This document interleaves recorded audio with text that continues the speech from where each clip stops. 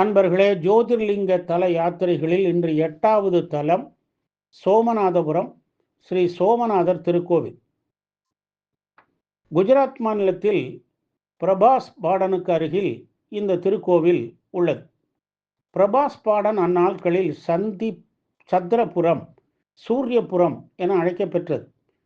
சூரியன் பிரகாசத்தையும் நிலவின் குளிர்ச்சியும் பொருந்திய தலம் என்பதால் பிரபாஸ் பாடன் என பெற்றது. ஸ்ரீ கிருஷ்ணர் காலத்திற்கு முன்பே இந்த தலம் இருந்தது. இது ஒரு தீர்த்த யாத்திரை தலம்.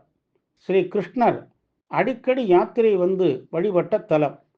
கிருஷ்ணர் தன் அவதாரத்தை முடித்துக்கொண்டு வைகுண்டம் ஏகியதும் இங்கிருந்துதான். தக்ஷனின் 27 மகளையும் சந்திரன் மணந்து கொண்டார். சந்திரனோ ரோகிணி மட்டுமே அளவற்ற அன்பு கொண்டிருந்தான். மற்ற 26 பேரும் தனது தந்தையிடம் இது பற்றி கூறினர். தக்ஷன் பலமுறை சந்திரனை எச்சரித்தும் அலட்சியமாக இருந்தான். கோபம் கொண்ட தக்ஷன் குஷ்ட நோயால் சந்திரன் பீடிக்கப்படட்டும் என சபித்தார். குஷ்ட நோயால் பிடிக்கப்பட்ட சந்திரன் தக்ஷனையே சரணடைந்து பரிகாரம் கேட்டார். சேவல் தொடையோ போன்ற வடிவில் இருக்கும் சிவலிங்கத்தை தேடி கண்டுபிடித்து வழிபடுமாறு தக்ஷன் பரிகாரம் சொன்னார். தரணி எங்கும் மலைந்த சந்திரன் பிரபாஸ் பாடன் என்னும் இந்த தலத்தில்தான் சேவல் தொடை வடிவில் சிவலிங்கம் இருப்பதை கண்டு மகிழ்ந்து ஆராதனை செய்து வழிபட்டான். சிவபெருமான் காட்சி தந்து சாமி விமோசனம் அளித்தார். சந்திரன் நோய் நீங்கி நல்லுடல் பெற்றார். மேலும் சந்திரன் தேய்பிறைகளுடன் வளர்பிறைகளுடனும் வலம் வந்தான். சந்திரன் தியானம் செய்த தலமாக இருந்ததால் இந்த தலம் தியானம் புரிவதற்கு உரிய தலமாக விளங்குகிறது. பழைய ஆலயம் அந்நியர் படையெடுப்புகளால் சிதைக்க பெற்றது.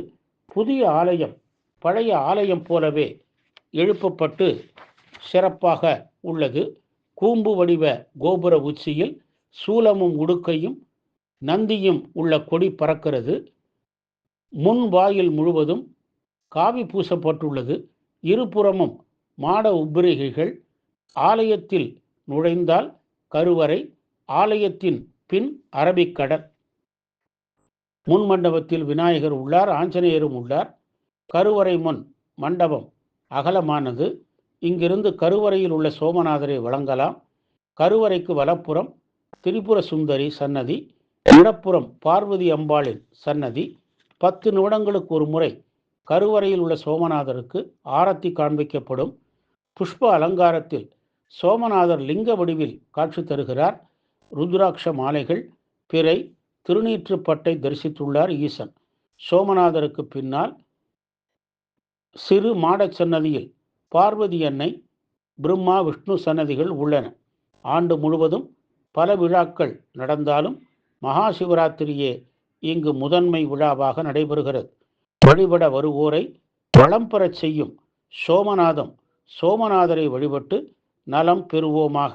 ஓம் நம சிவாய.